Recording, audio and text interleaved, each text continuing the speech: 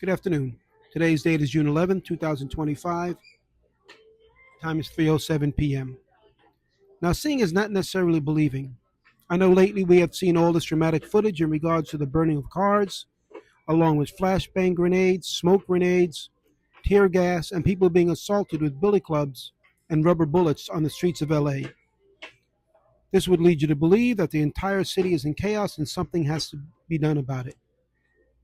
The reason why these images are being displayed excessively, especially from more right wing media groups, is to push the president's narrative that the entire city is in turmoil to justify calling in the National Guard and the Marines, therefore inching closer to martial law.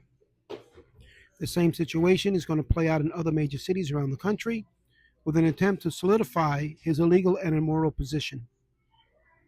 Jen Psaki, who is a real press secretary, calls the balls and strikes the way she sees it. Her point of view is more accurate as to what is actually going on and why. Listen, comment, like, follow, and by all means, repost.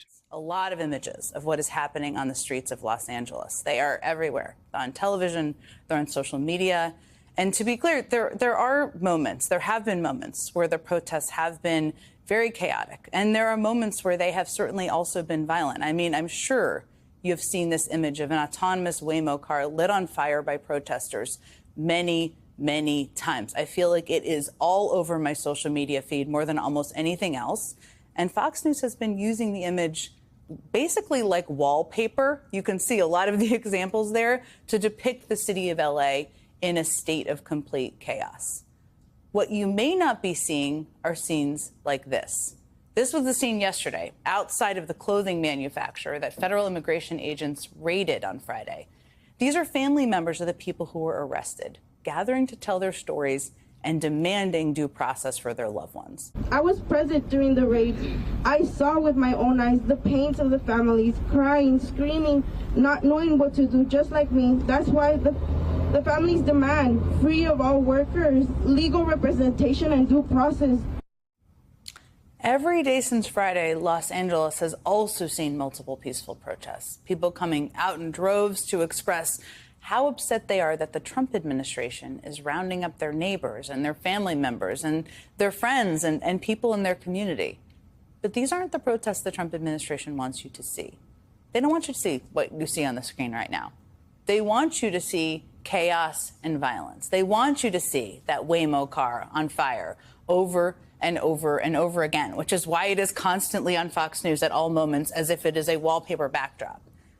Because they need that chaos and violence as a pretext to justify their outrageous and likely illegal military intervention. 700 active duty troops joined 4,000 National Guard members that President Trump ordered into the city of Los Angeles against the wishes of both the mayor of Los Angeles and the governor of California. He's working overtime to spin this as an entirely Los Angeles invented problem. But make no mistake, this problem started in Washington, mainly because of that guy.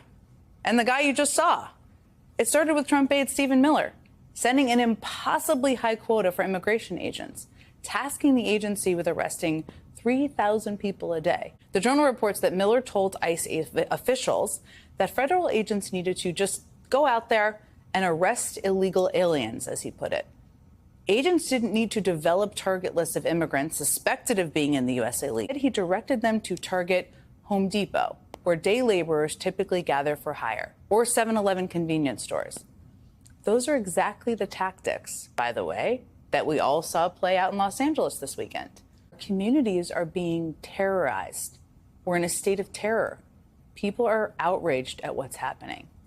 Two sources familiar with the matter tell NBC News that special response teams, as they're called, teams that use heavy Bearcat-tracked vehicles, long guns, tactical vests, have been ordered to deploy in the following cities: Seattle, Chicago, Philadelphia, the D.C. area, and New York City. And remember the order Trump used to send the National Guard into Los Angeles? Doesn't mention California even once. It's a nationwide order. So Trump pretending these largely peaceful protests weren't troops in the streets of L.A. matters. I mean, because these protests in no way warrant sending in the National Guard. That's not just a moral statement, or it's not just my personal opinion, which it also is my personal opinion. But legally, importantly, to federalize the National Guard, for the president, any president, to order the National Guard into a state without that state's governor's approval, there needs to be either an invasion, a rebellion, or a belief that the president is unable to execute the laws of the United States. The Secretary of Defense, overseeing our nation's military, today saying that Los Angeles is currently the site of an invasion, a rebellion, and is a place where the president of the United States is unable to execute the laws of the country. That is their justification to claim they need the National Guard on LA's streets. And when you give the timeline of these orders even the slightest bit of scrutiny, you can see how completely bogus they are. I mean, this is a post of Donald Trump's from 2:41 a.m. on Sunday morning. It is him thanking the National Guard for a job well done, restoring peace to Los Angeles. The issue with that post is that the National Guard didn't start arriving in Los Angeles until about 11 a.m. that day, 8 hours after his post. Why they need to send in the military simply don't add up. They're looking to kind of back create justification, to still create it.